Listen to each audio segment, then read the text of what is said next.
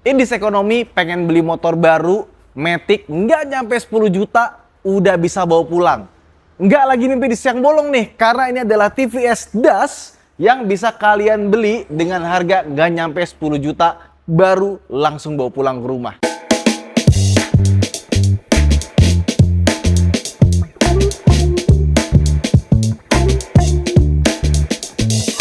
Yes, kalian nggak salah dengar. 9 jutaan baru brand new Grass TVS Das Automatic. Dia pakai CVT. Kalian belinya bisa langsung ke TVS Jogja aja. Karena motor ini harga off the road itu nggak nyampe 10 juta. 9,9 juta aja. Baru. Nah, kalau mau on the road langsung aja tanya langsung, atau kalian mau urus sendiri juga bisa. Tinggal modal faktur aja. Nanti kalian bisa tahu ternyata motor kalau udah dibikin on the road setelah bayar pajak jadinya harganya berapa. Ya. 9 juta loh. Gue inget banget dulu ya. 9,8 juta rupiah tahun 2005 Vega R.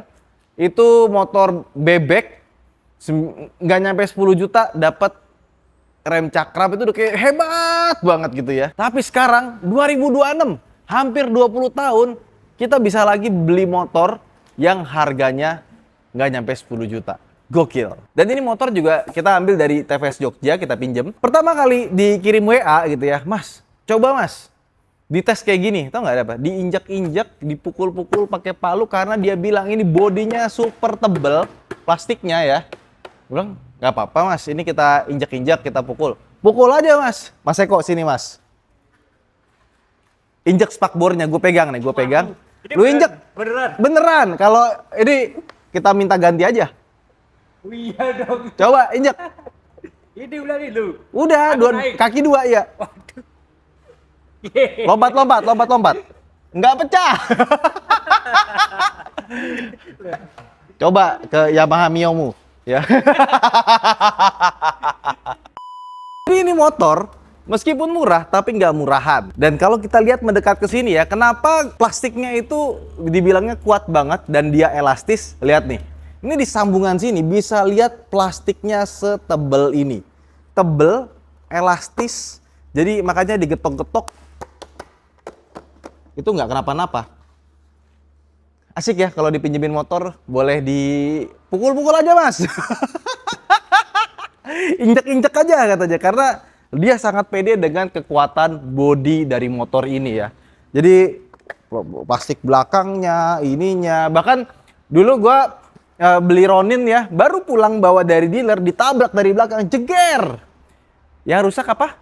Plat nomornya doang, motornya nggak apa-apa. Yang Honda Vario yang nabrak gua, depannya spakbornya pecah, stangnya agak oleng, motor gua nggak apa-apa. Emang nih gila, TVS kalau bikin motor ya, ini kayaknya mau dibuat derby kali. Mau dibuat tabrak-tabrakan. Tapi yang lucu, ini motor bentuknya tuh nggak kayak motor Matic. Dari depan, dari belakang. Rasanya kayak motor apa? Ya, kayak motor bebek biasa. Bahkan, ya, waktu dikirimin pertama kali, gue kan belum riset. Gue belum tahu motornya kayak gimana. Pas gue lihat, loh, mirip banget kayak Honda Revo Koperasi. Ya nggak? Yang Honda Revo 100, kepalanya mirip. Ya, bawahnya ada lampu sein. Lampu biasanya ini juga bentuknya mirip, cuma peleknya kecil. Bukan kayak pelek motor bebek. Terus juga dari belakang bentuknya mirip kayak apa ya? Kayak Suzuki Smash, mungkin kayak Supra X ya. Atau kayak Kawasaki Athlete. Nah seperti ini dia dari sampingnya. Dan kalau kalian lihat ini motor nggak gede. Dimensinya mirip kayak Honda Beat ya, Suzuki Next. Atau mungkin kayak Yamaha Jir yang 125 itu mirip-mirip. Dan kalau kita dudukin ya, ini juga decknya itu kecil, jadi kurang lebar kalau menurut gua ya. Jadi agak sedikit ke tengah ya. Dan stangnya juga rasanya pendek. Ini kalau mungkin tingginya 180-an mungkin kaki bisa mentok ke depan. Udah gitu kalau misalnya kita boncengan di belakang, dia itu kalau buat boncengan, nah tempatnya di sini. Ya jadi kayak Mio generasi pertama, inget nggak? Beat generasi pertama juga sama, dia nggak ada footrestnya lagi di sini yang bisa dibuka tutup ya. Kalau misalkan ditambahin lagi lebih ke bawah jadi lebih enak ya. Dan dia juga ramping joknya, tapi pas dipakai duduk lumayan nyaman. Tapi kalau kita lihat bagian bawahnya ini ya, bannya dia pakai ban bawaannya Maxxis dong ya, ukuran 80 90 R14 ya. Peleknya udah pelek racing. Sama, lihat dong. Ini dikasih merah-merah gini, jadi aksen sportinya juga dapat. Dia udah pakai cakram, single piston, dan ada logo TVS-nya di bagian sini. Udah gitu lihat fork depannya, dia tuh warnanya agak kayak abu-abu kecoklatan. Nah, ini nih, yang paling kuat di bagian atas sini, spakbornya, itu cuma segini doang belakangnya, nggak banyak. Tapi kalau kita lihat detail, tuh lihat tuh, cakep ya. Dia tuh ditutup sampai ke atas, dan build quality-nya juga rapi, sama. Dia tuh ada baut di bagian sini, tapi yang bagian sininya nih, bautnya kebuka dia, nggak dibikin ketutup. Jadi agak kurang clean aja. Terus ke atas, ini lampu senjanya, lampu sein, belum pakai LED-LED-an, masih sederhana. Terus dia tulisannya DAS di sini ya. Dan gue suka warnanya itu, dia hitamnya tuh agak keabu-abuan, warna Dove. Ini kalau di Vario, ini warna yang varian mahalnya nih. Jadi kita bisa dapetin tanpa harus nambah harga. Nah, di sini ada aksen-aksen karbon, tapi bukan karbon beneran. Plat nomor masih sementara. Terus, nih lihat. Lampu depannya dia masih pakai halogen biasa ya. Batok depannya begini aja. Desainnya proper, nggak ada yang aneh, bagus. Dan aksen merah di sini pun juga kelihatan cakep. Terus kalau kita lihat bagian atasnya sini yang tiap hari kita pakai gitu ya. Dia tuh warnanya double, hitam sama merah. Terus juga dia tuh punya baut-baut masih expose. Nah, di sebelah kanan dulu nih, ini spionnya bentuknya pipih seperti ini ya. Terus juga handle-nya ini dia agak beda ya, dia tuh dibikin kasar, bukan dibikin yang kayak glossy gitu. Tapi yang sebelah kiri, dia glossy. Jadi kenapa yang sebelah kanan kasar, sebelah kiri dia malah halus ya. Terus juga stangnya kalau kita lihat ya, dia hand gripnya itu kecil, sama ada bandul di sebelah kanan kirinya balancer ya. Jadi kalau misalkan getar itu dia lebih terserap sama balancernya ini. Terus di sini ada switch buat lampu, tapi dia belum pakai auto headlight on. Ya, terus dia ada starter. Nah, ini ada speedometer. Dia speedometer masih sederhana sekali, dan karena dia belum pakai injeksi, nggak ada logo check engine itu nggak ada. Dia masih gini aja. Logo TVS-nya nyala, ya. Sama ini buat lampu sein kanan sama kirinya terpisah. Nah, di sini ada fuel meter. Sama di sebelah kiri sini ada kecepatannya maksimal 140, tapi bisa 100 aja udah bagus sebenarnya. Ya, jadi speedometernya sangat sederhana sekali. Sebelah kiri ada buat high beam, low beam, lampu sein dan bisa ditekan tengah, sama klakson. Ih, klakson aku gitu. Lucu bener. Terus karena dia masih pakai karburator, ya masih ada cuknya yang bisa kita tarik seperti ini kalau buat cold start. Nah, di sini tetap ada USB.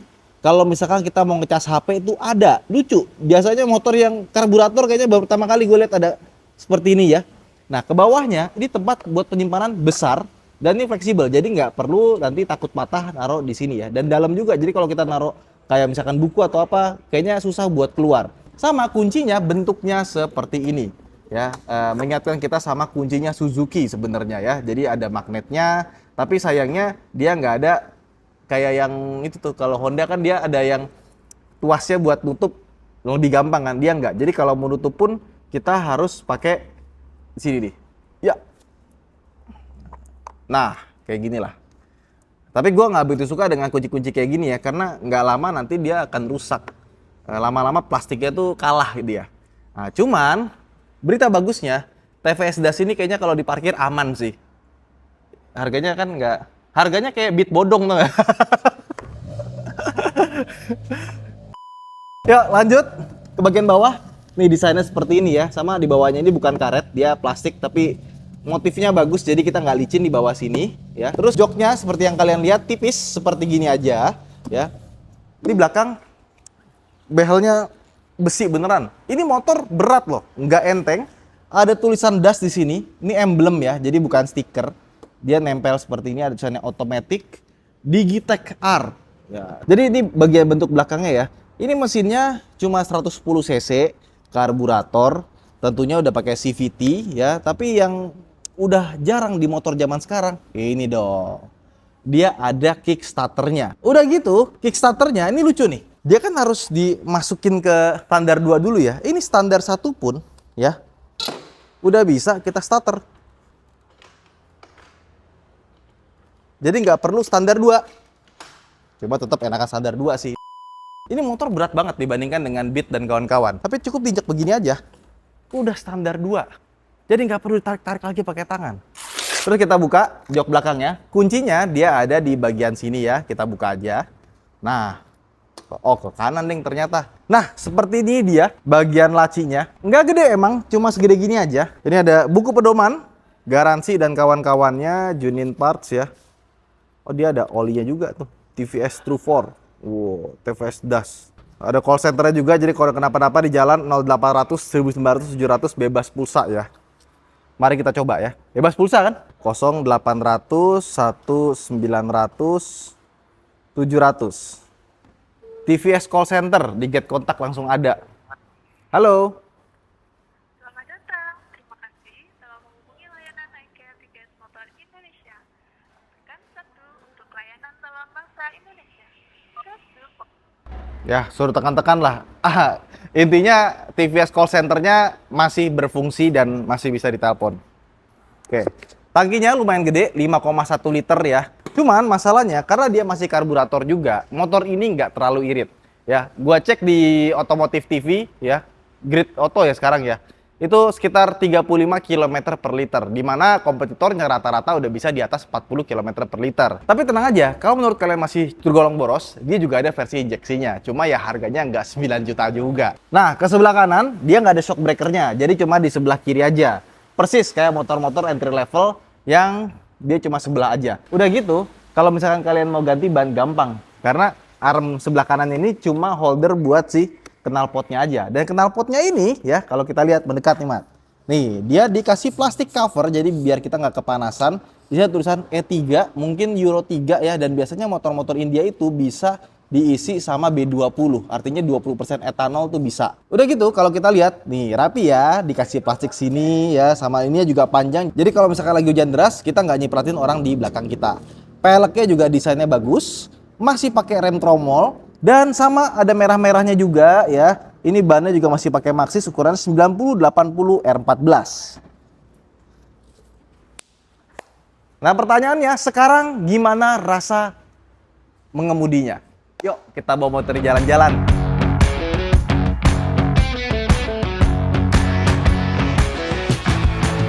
Oke, let's go. Sekarang kita udah naik TVS Das ya. Maka gak ada larinya. Gini gas, yuk, 1, 2, 3, 80, 90. Emang motor ini menurut gua bukan diciptakan buat lari, ya. Tenaganya secara di atas kertas 8,3 HP dan torsinya sekitar 8,3 Nm3. Kita ngomongin bagusnya dulu nih. Ini motor mesinnya halus, ya. Jadi kaki getarannya tuh, tangan getarannya tuh itu minim sekali. Gua ngerti kenapa motornya ya bisa terlalu irit karena dia mainnya RFD terus. Jadi mesinnya tuh kita gas tuh cepet banget naiknya. Karena dia mesinnya overbore. Jadi biasa motor zaman sekarang tuh biasanya overstroke ya. Stroke-nya dipanjangin long stroke gitu. Biar torsi bawahnya enak ya, tapi RPM nggak bisa tinggi-tinggi banget. Otomatis horsepower-nya kecil, torsinya gede. Nah ini tuh kebalik gitu. Torsinya malah kecil, horsepower-nya digedein. Ya, jadi rasanya pas kita gas gitu cepet banget naik, gitu. Mesinnya tuh suaranya lumayan, tapi larinya segitu-gitu aja gitu. Jadi kayak apa ya, gue kayak motor zaman dulu lah gitu. Jadi nih buat naik itu kenceng gitu, kayak downshift-nya tuh cepet gitu, tapi pas lari ya nggak ada gitu. Tapi kalau kalian cari motor ini bukan buat larinya, buat harian, stop and go dalam kota, masuk gang, ini motor enak banget. Ini motor kecil pertama ya, jadi singset, saking singsetnya, decknya yang tadi gue bilang itu nggak enak bawanya begini tuh, lihat tuh begini kan. Lama-lama kalau kita bawa, kaki kita tuh keluar begini, gue lebih enak bawa begini dibanding kaki gue masuk ke dalam. Udah, beginiin aja tuh. Kaki kita emang agak offside, tapi ini adalah posisi ternyaman waktu kita duduk di TVS Das ini. Udah gitu, suspensinya juara ya. Motor ringan, lincah. Sebenarnya motor nggak ringan amat gitu kalau kita baca spek. Tapi pas dari bawah jalan, enteng kali motornya. Buat flip enak. Ya, lagi kemacetan, lewat jalan bergelombang, jalan-jalan begini, suspensinya aja. Depannya enak, belakangnya juga enak. Karena menurut gue suspensinya lebih enak dibanding Honda Fit atau Yamaha Mio Gear yang baru tuh ya. Ini riding quality-nya bagus sekali di luar negeri ini. Jadi kalau kalian cari motor untuk dipakai, pelan, santai, enak, nyaman, mudah dikendarai, standar 2 juga gampang, joknya juga empuk. Wah, ini adalah pilihan yang sangat tepat. Tapi kalau kalian pengen cari motor yang bisa lari kencang, kayaknya bukan ini deh. Ini mohon maaf nih ya. Motornya rasanya ya begitu. Jadi pasti gas gitu ya, suara doang. Tapi ya udah larinya ya segitu aja. Tapi kalau ngomong nyaman, belok gampang, mudah dipakai, wah ini top. Ibaratnya tuh handling dan cover tuh gua kasih nilai mentok semua. Engine gua kasih nilai separuh. Ngeng, suara doang. Begitulah. Kesimpulannya setelah kita pakai motor ini buat riding, nggak nyangka ya, ini motor ternyata suspensi depannya, belakangnya enak. Jadi meskipun motor ini harganya murah, masih karburator, larinya kurang dan nggak terlalu irit ya seperti motor-motor zaman sekarang. Cuma ternyata motor ini adalah motor yang nyaman buat dipakai jalan-jalan. Ya, buat teman-teman yang udah beli TVS Das, langsung aja komen di bawah seperti apa rasanya dan bagaimana merawatnya. Saya Danif, sampai jumpa di vlog berikutnya. Terima kasih buat TVS Jogja yang udah minjemin kita TVS Das ini. Ya, ini seru banget sih motornya, 9 juta coy. Ngambil nggak? Baru loh.